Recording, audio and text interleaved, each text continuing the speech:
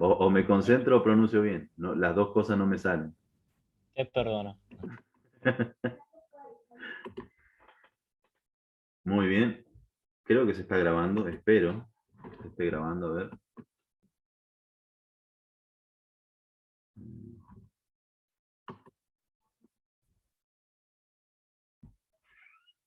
Pause, record. Sí, entonces sí. Se está grabando. Muy bien. Si estás viendo esta grabación, perdón. Soy un viejito y estoy aprendiendo.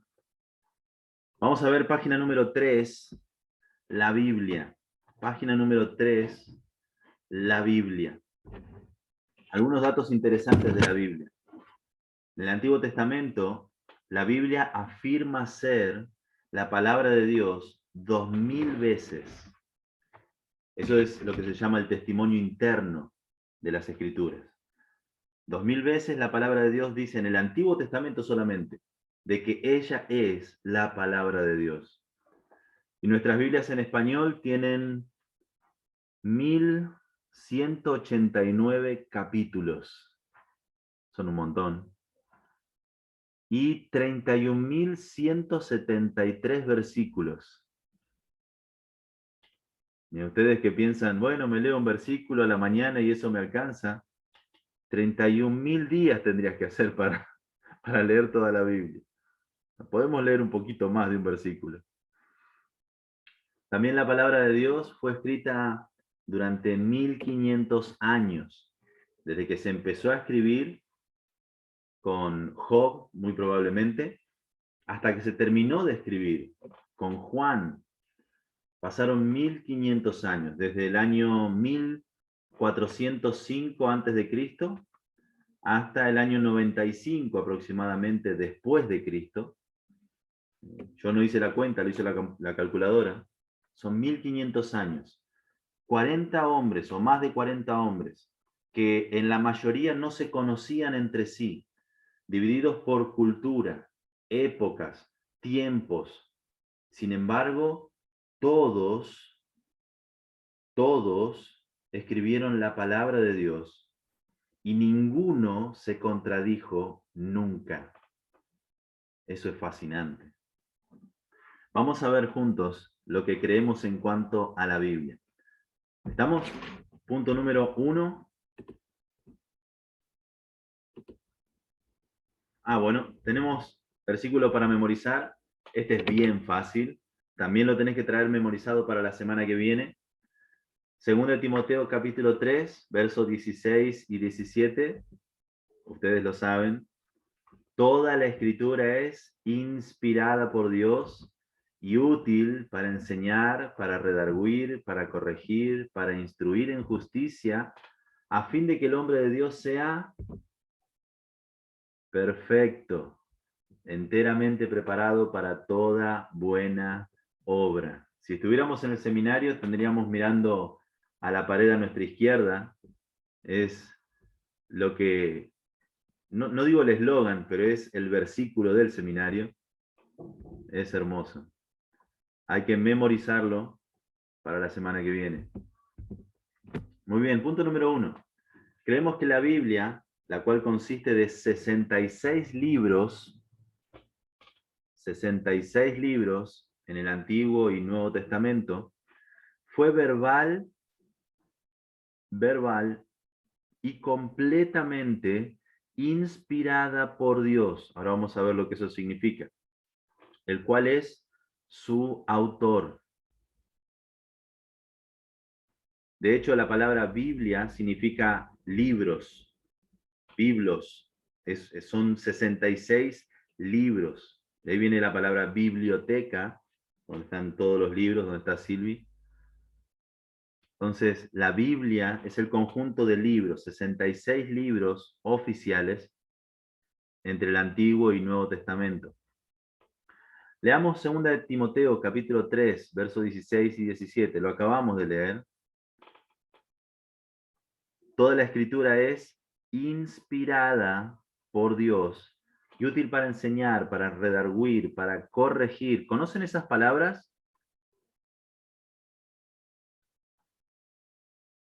Instruir, redarguir, corregir. ¿Las han escuchado antes? ¿Saben qué significa? Para no dejar a alguien que no se atreva a preguntar. Útil para enseñar. Enseñar es aprender lo que no se sabe. Para redarguir la idea es, ¿vieron cuando en la UFC están el pesaje? Confrontar. ¿Cómo? Confrontar sería. Exacto, muy bien, confrontar. No me La idea es cuando vieron los luchadores de UFC que se pesan y después se ponen uno contra otro y parece que se están a punto de matar entre ellos, así cara contra cara. Esa es la idea, la figura de redarguir, confrontar cara contra cara. Para corregir, es decir, cambiar algo que estaba mal. Para instruir, es decir, mantener y hacer una disciplina de algo nuevo en justicia. Entonces nos enseña lo que no sabíamos, nos confronta con nuestro pecado, nos corrige de lo que estábamos haciendo mal y nos ayuda a vivir haciendo lo correcto, en justicia, a fin de que el hombre de Dios sea perfecto, maduro, completo es la idea, no sin errores, sino sin que le falte nada, enteramente preparado para toda buena obra. Lo explica en la parte número B. Dice, las palabras inspirada por Dios, esa palabrita, inspirada por Dios, son 3 palabras en español, inspirada por Dios, pero es una sola palabra en griego. La palabra es theosneutos, o theosnutos, depende a quién le preguntes. A mí me gusta esa, theosneutos. Theos, por un lado, Dios. Neutos es también de donde tenemos la palabra neumático. ¿De qué está lleno un neumático? O el neumonólogo, ¿de qué se ocupa? Del aire, de soplar.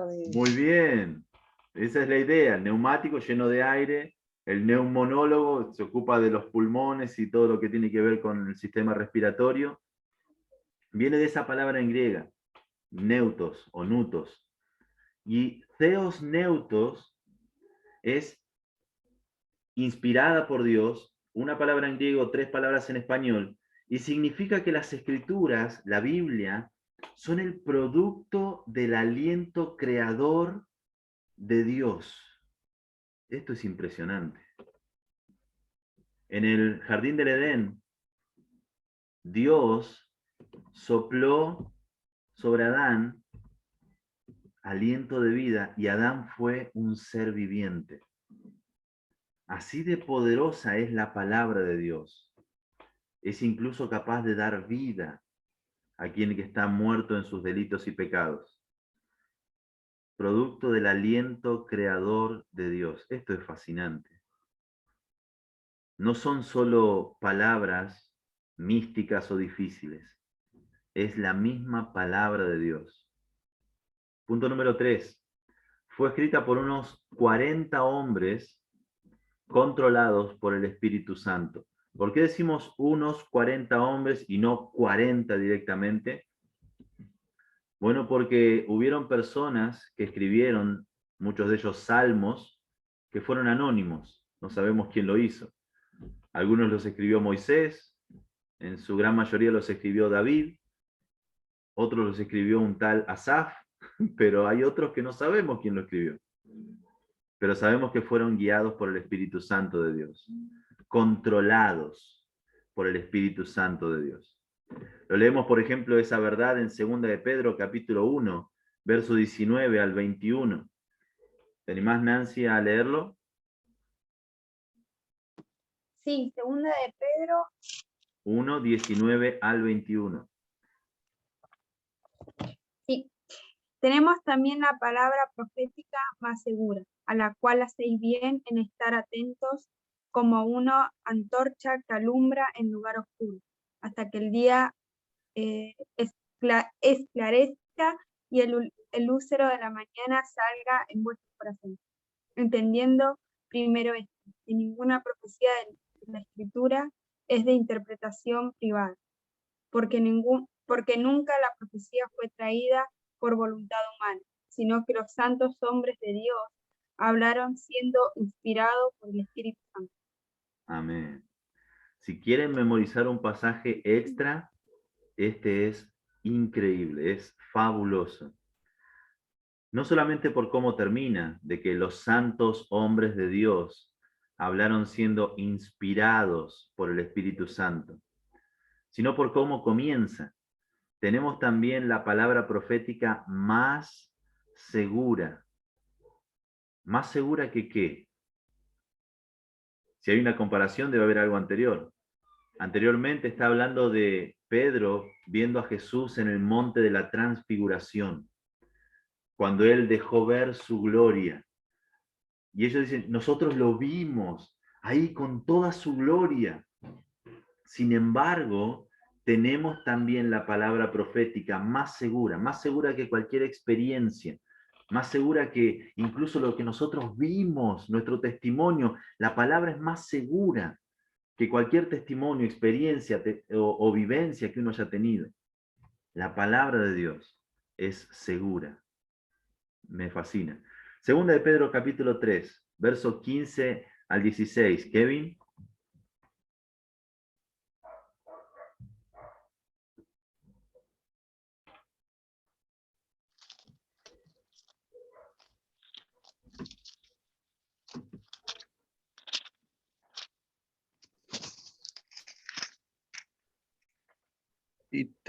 No, espera.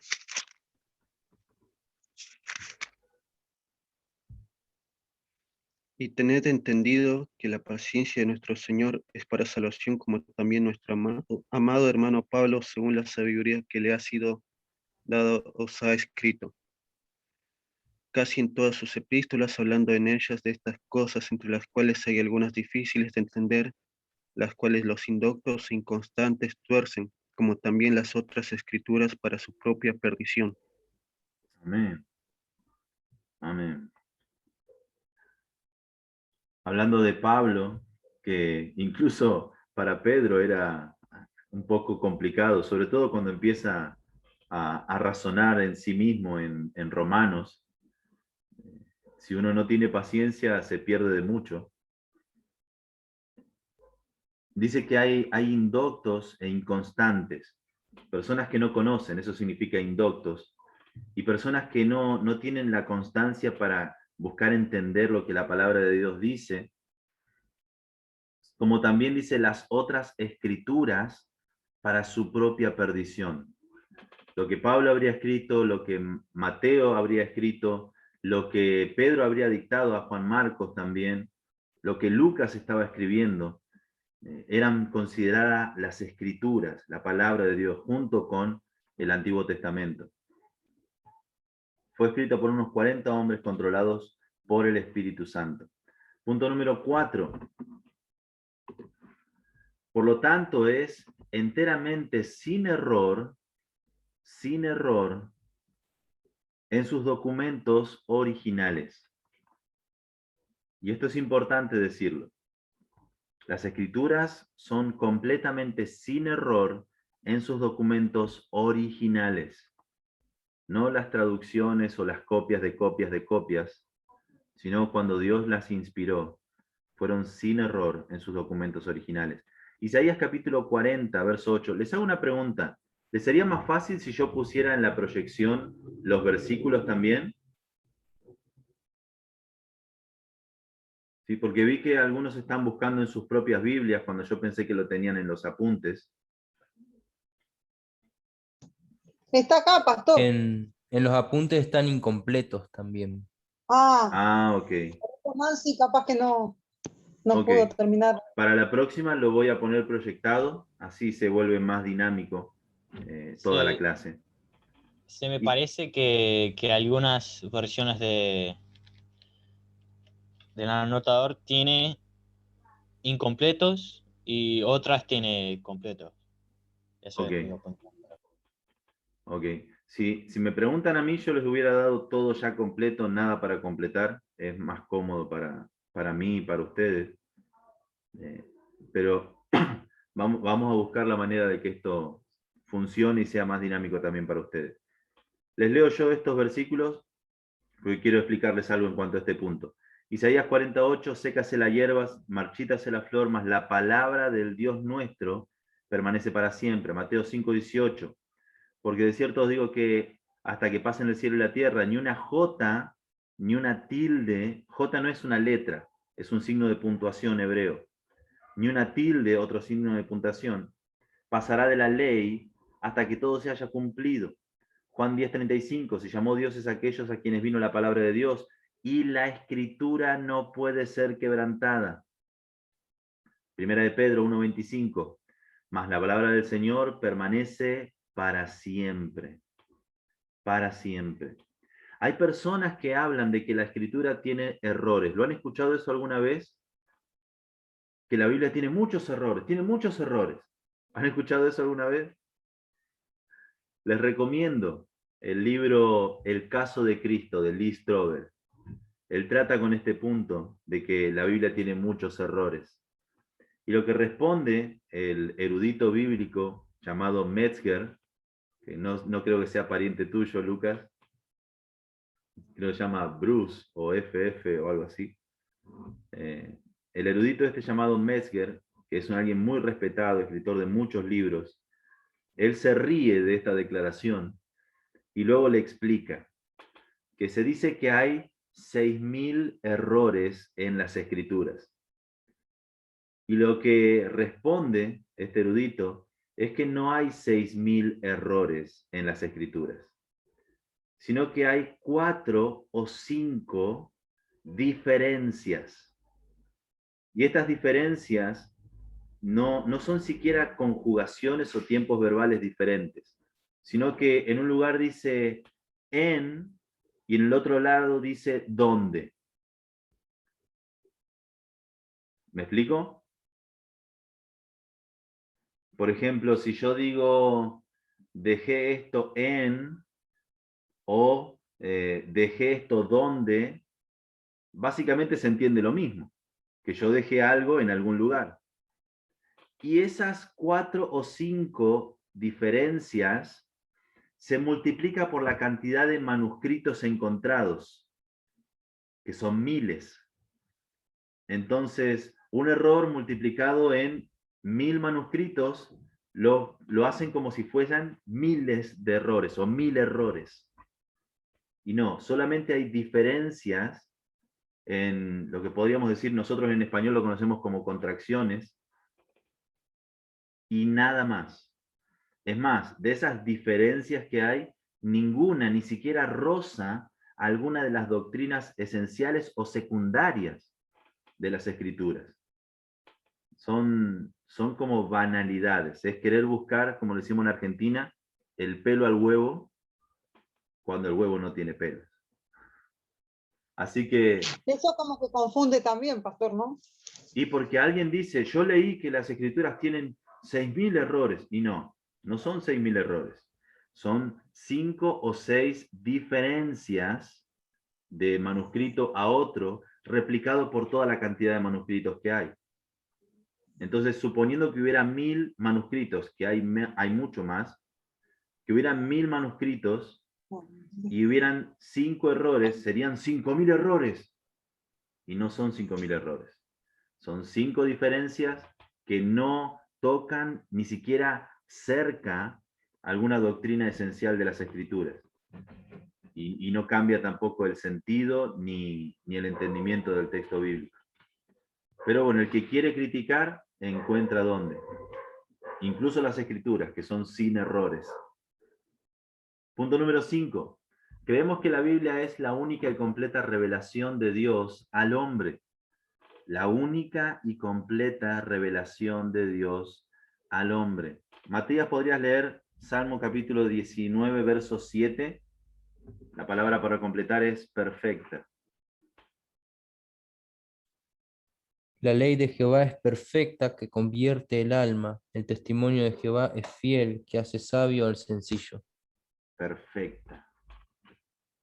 Perfecta. No hace falta agregar ni quitar nada. Es perfecta. Ahora, si las escrituras son perfectas, como dice ahí el Salmo. ¿Por qué hay gente que dice, Dios me dijo que te diga y quiere tener una nueva revelación? Si las escrituras son perfectas, no hace falta agregar nada, no hace falta quitar nada, es perfecto. Es una contradicción. Segunda de Pedro, capítulo 1, verso 19. Lucas, ¿lo podrías leer? Segunda de Pedro 1:19. La palabra es profética para completar. Ok. Tenemos también la palabra profética más segura, a la cual haces bien en estar atentos como a una antorcha que alumbra en lugar oscuro, hasta que el día esclarezca y el lucero de la mañana salga en vuestros corazones. Amén. Amén. Es la palabra profética más segura. Más segura que, recuerden, las experiencias que uno pudiera tener. Más segura que lo que uno haya vivido o sentido. Porque es lo que estaba hablando Pedro en ese contexto.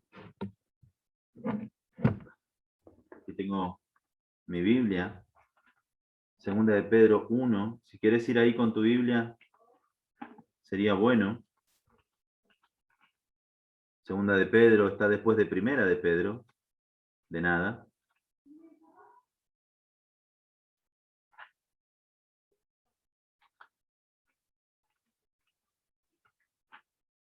Primera de Pedro, segunda de Pedro 1.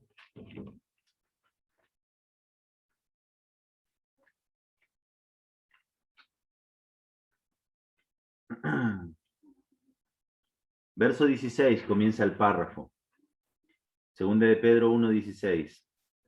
Porque no os hemos dado a conocer el poder y la venida de nuestro Señor Jesucristo siguiendo fábulas artificiosas, sino como habiendo visto. Pedro está dando testimonio de lo que él vio. Con nuestros propios ojos, su majestad. Está hablando del monte de la transfiguración. Verso 17. Pues cuando él recibió de Dios Padre honra y gloria, le fue enviada desde la magnífica gloria una voz que decía, este es mi Hijo amado, en el cual tengo complacencia. Cuando leemos el relato en los evangelios, Dios dice, a él oíd. Pedro estaba hablando, hagamos unas enramadas, quedémonos acá. A él oíd. En criollo, Pedro, cállate, escuchá al Señor. Verso 18. Y nosotros oímos esta voz. Es decir, Pedro vio la gloria, Pedro escuchó la voz de Dios enviada del cielo cuando estábamos con él en el Monte Santo. Tenemos también, nuestro versículo, la palabra profética más segura. Las escrituras son más seguras que lo que uno haya visto o escuchado, que lo que uno haya sentido o vivido. Las escrituras son verdadera seguridad.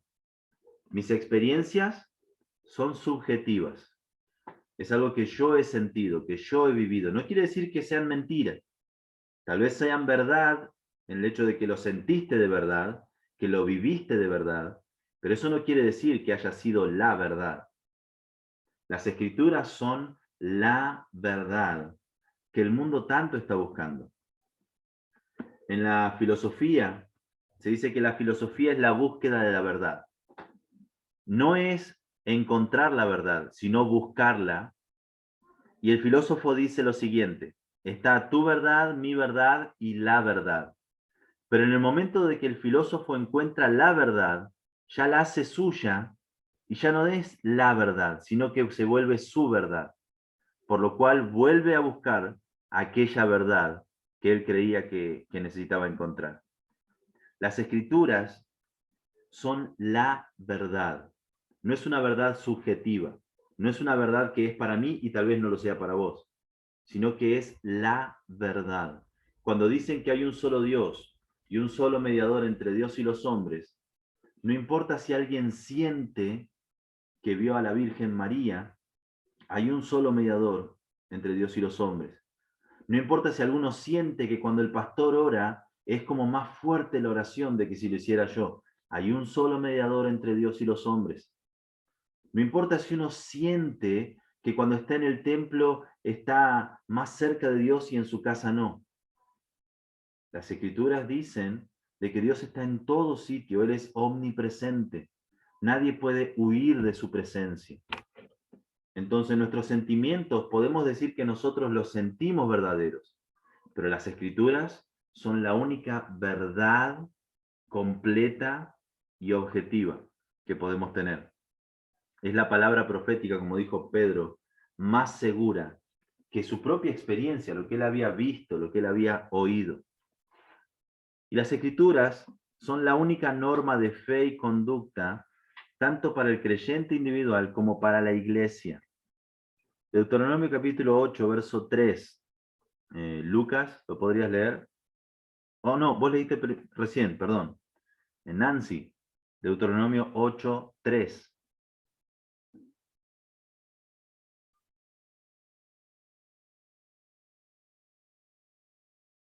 ¿Se durmió Nancy? No, acá estoy. Deuteronomio 8:3. Y te afligió y te hizo tener hambre y te sustentó con maná, comida que no conocías, tú ni tus padres lo habían conocido, para hacerte saber que no solo de pan vivirá el hombre, mas de todo lo que sale de la boca de Jehová vivirá el hombre. Amén. Jesucristo repitió esta verdad en Mateo 4:4 y en Josué 1:8, sé que le toca a Kevin, pero ¿puedo leerlo?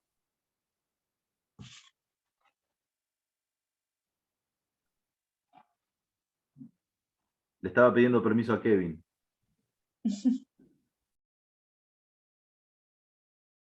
Bueno, espero que me diga que sí. No, no lo estoy viendo en la imagen. Josué 1:8. Léelo. Gracias. Dice, nunca, nunca se apartará de tu boca este libro de la ley. Nunca, nunca.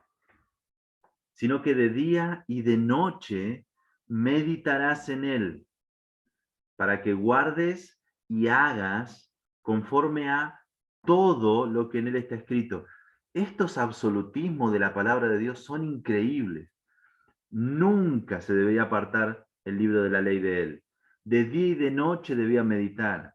Debía hacer todo lo que en él está escrito.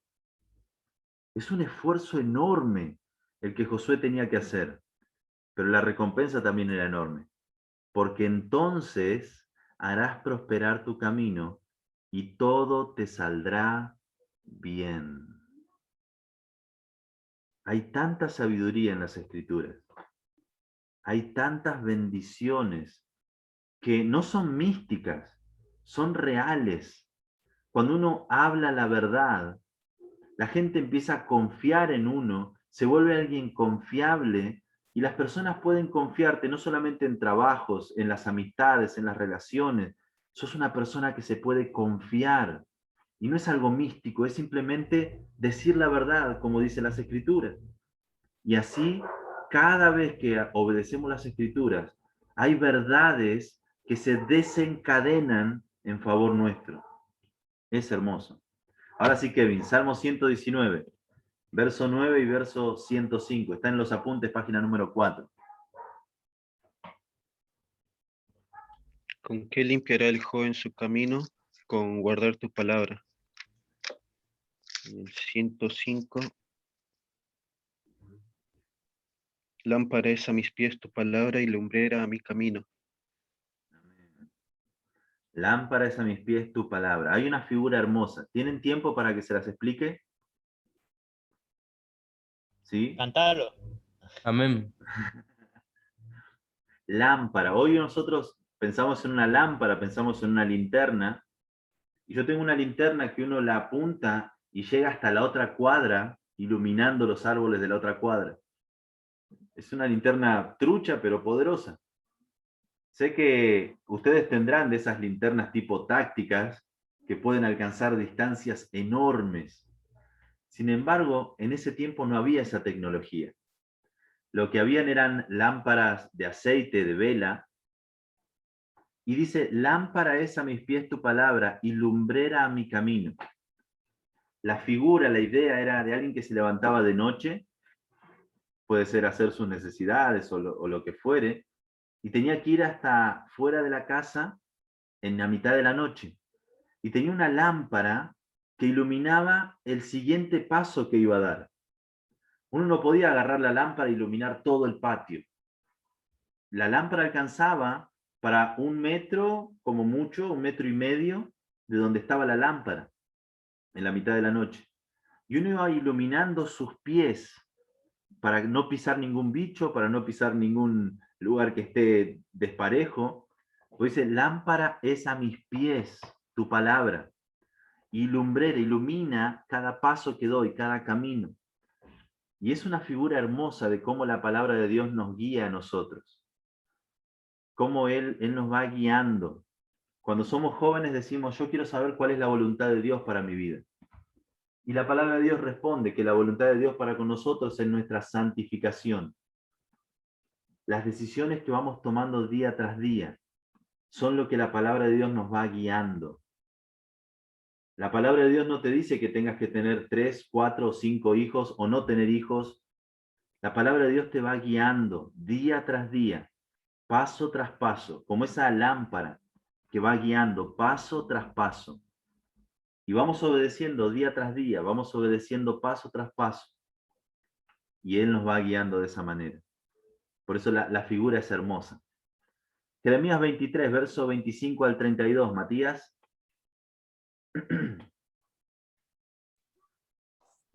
Perdón, no lo tiene acá. Dice, explica que la palabra de Dios es más importante que los... Eso es lo que dice el... Que los si sueños. querés que lo busco. Jeremías, ahí lo busco, ¿eh? Jeremías 23.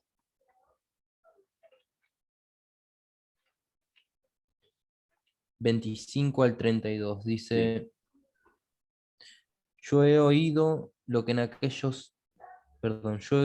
aquellos profetas dijeron, profetizando mentira en mi nombre, diciendo, soñé, soñé. ¿Hasta cuándo estará esto en el corazón de los profetas que profetizan mentira y que profetizan el engaño de su corazón? ¿No piensan cómo hacen que el pueblo se olvide de mi palabra con sus sueños, que cada uno cuenta a su compañero, al modo que sus padres se olvidaron de mi nombre por Baal? El profeta que tuviere un sueño, cuente el sueño, y aquel a quien fuere mi palabra, cuente mi palabra verdadera. ¿Qué tiene que ver la paja con el trigo? Dice Jehová. ¿No es mi palabra como fuego, dice Jehová, y como un martillo que quebranta la piedra? Por tanto, he aquí que yo estoy contra los profetas, dice Jehová, que hurtan mis palabras, cada uno de su más cercano.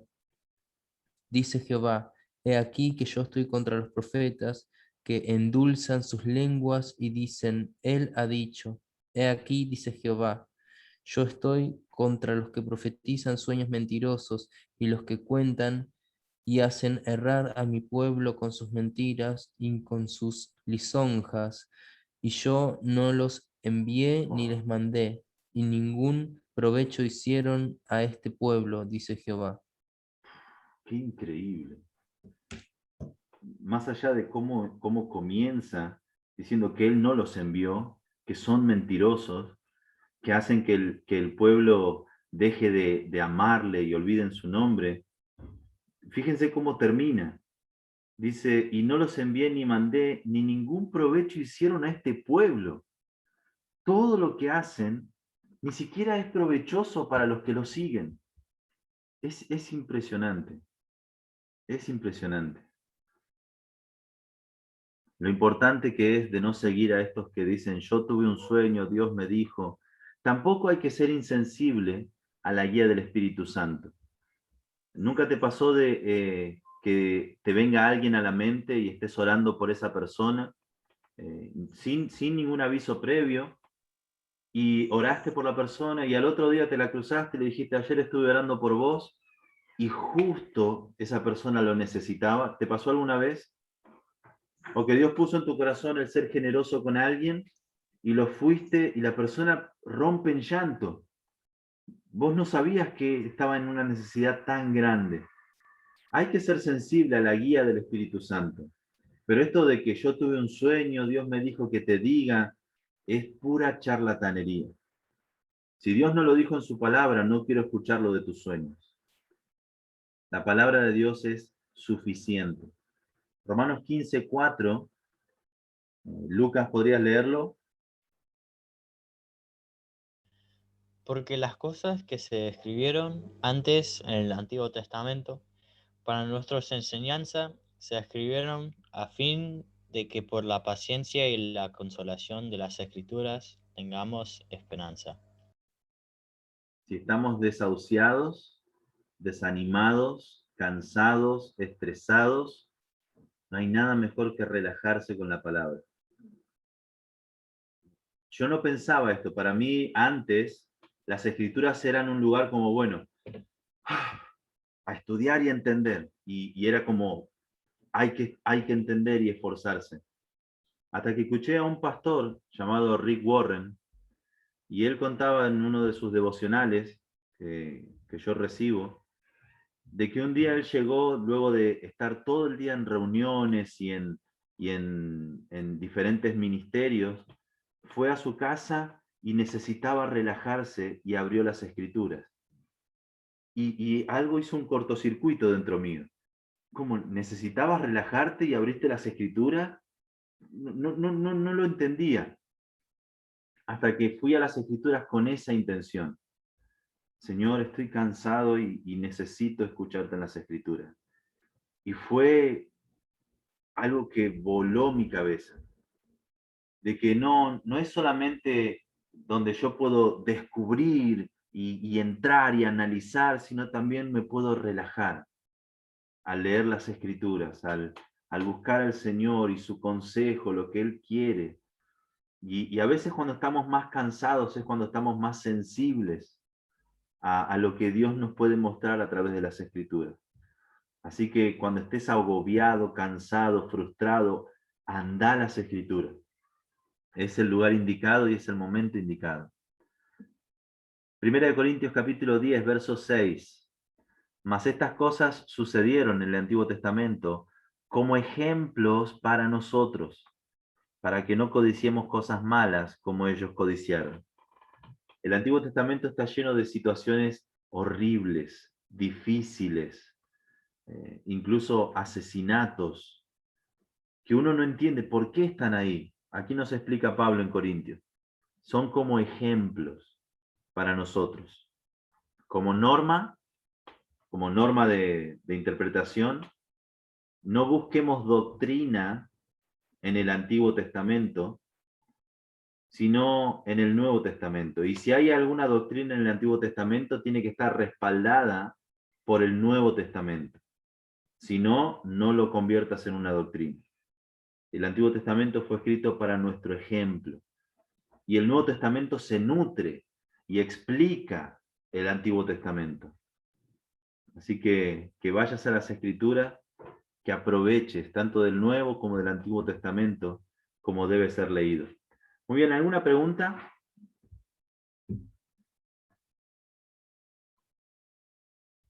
Bueno, o expliqué muy bien o expliqué muy mal. Eso no lo voy a saber. Vamos a hacer una pequeña pausa. Son las 9:30. ¿Les parecen 20 minutos? Listo. ¿Sí? ¿25? ¿30? ¿Cuánto quieren? Me voy a cenar y vengo. Sí, no hay problema. Hay que alimentarse, hay que comer. Karen Hagamos está esto. cocinando, mira. 30 minutos. A las 10, yo voy a dejar la sesión abierta, solamente voy a mutearme a mí. Déjenme que paro el recording.